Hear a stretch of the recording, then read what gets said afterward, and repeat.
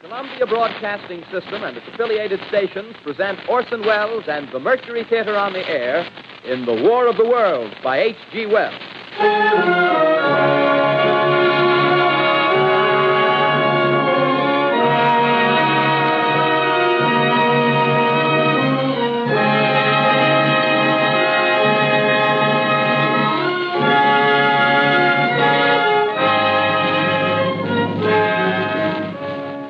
Ladies and gentlemen, the director of the Mercury Theater and star of these broadcasts, Orson Welles.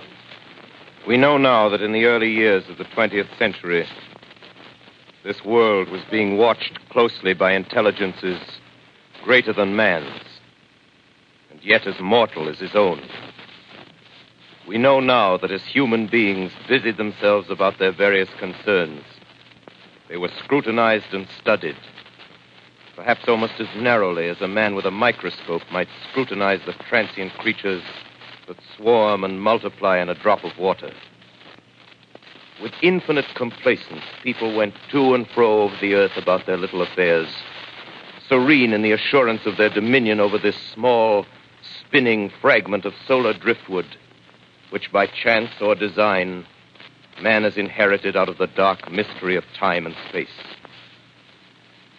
Yet across an immense ethereal gulf, minds that are to our minds as ours are to the beasts in the jungle, intellects vast, cool, and unsympathetic, regarded this earth with envious eyes and slowly and surely drew their plans against us. In the 39th year of the 20th century came the Great Disillusionment.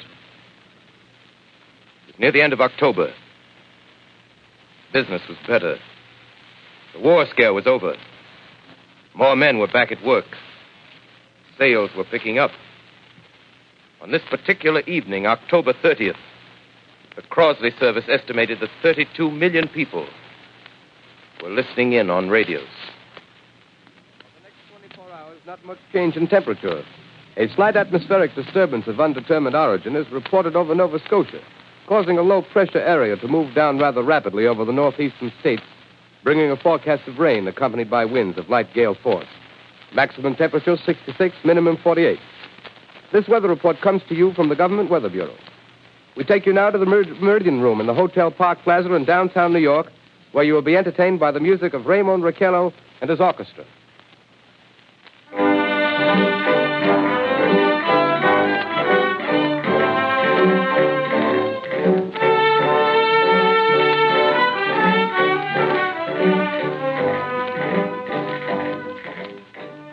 Good evening, ladies and gentlemen.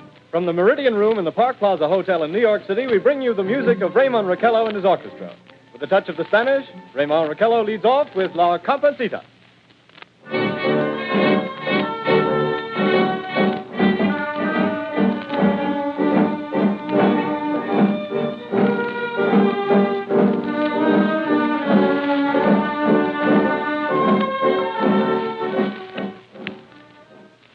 Ladies and gentlemen, we interrupt our program of dance music to bring you a special bulletin from the Intercontinental Radio News. At 20 minutes before 8 Central Time, Professor Farrell of the Mount Jennings Observatory, Chicago, Illinois, reports observing several explosions of incandescent gas occurring at regular intervals on the planet Mars. The spectroscope indicates the gas to be hydrogen and moving toward the Earth with enormous velocity. Professor Pearson of the observatory at Princeton confirms Farrell's observation and describes the phenomenon as, quote, like a jet of blue flame shot from a gun, unquote. We now return you to the music of Raymond Raquello, playing for you in the Meridian Room of the Park Plaza Hotel, situated in downtown New York.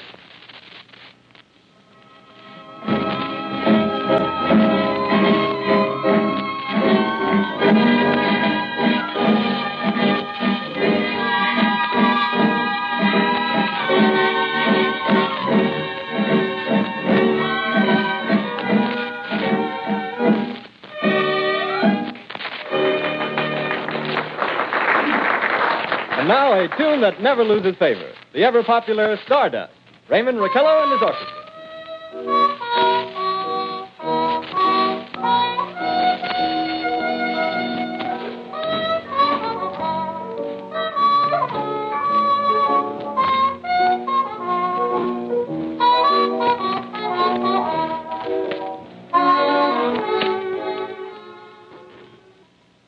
Ladies and gentlemen, following on the news given in our bulletin a moment ago, the Government Meteorological Bureau has requested the large observatories of the country to keep an astronomical watch on any further disturbances occurring on the planet Mars. Due to the unusual nature of this occurrence, we have arranged an interview with the noted astronomer, Professor Pearson, who will give us his views on this event. In a few moments, we will take you to the Princeton Observatory at Princeton, New Jersey. We return you until then to the music of Ramon Raquello and his orchestra.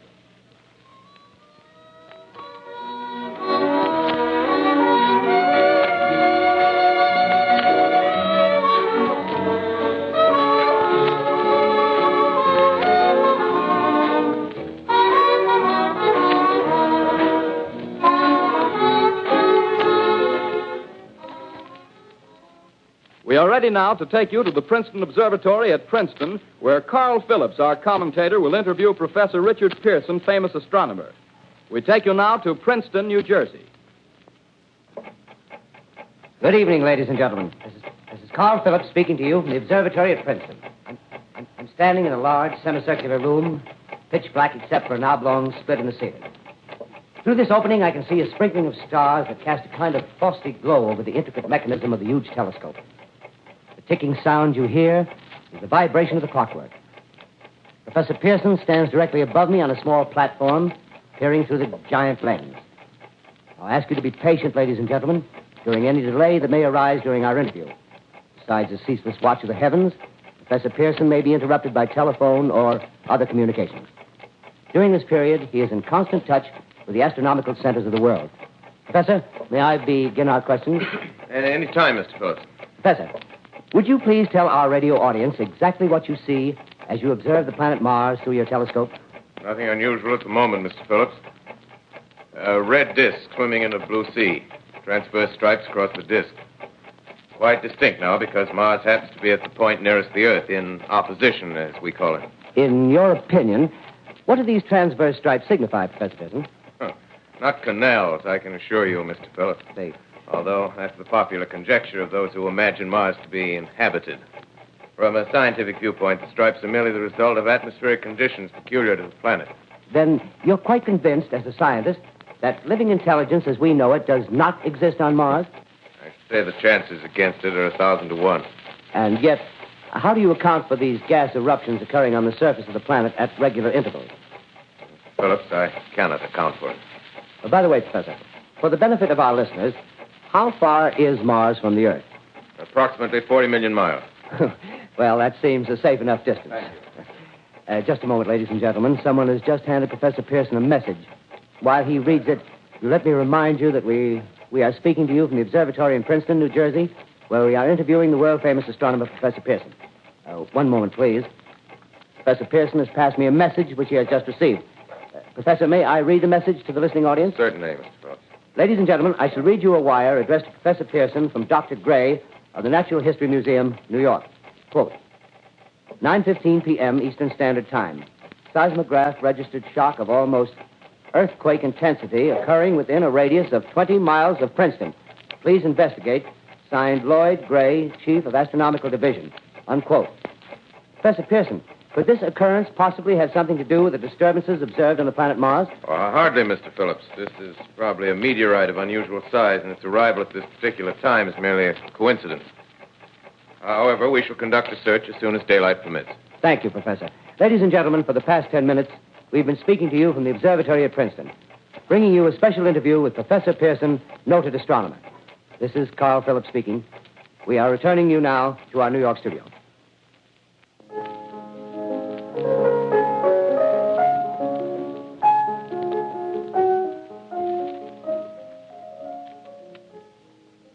Ladies and gentlemen, here is the latest bulletin from the Intercontinental Radio News. Toronto, Canada. Professor Morse of Macmillan University reports observing a total of 3 explosions on the planet Mars between the hours of 7:45 p.m.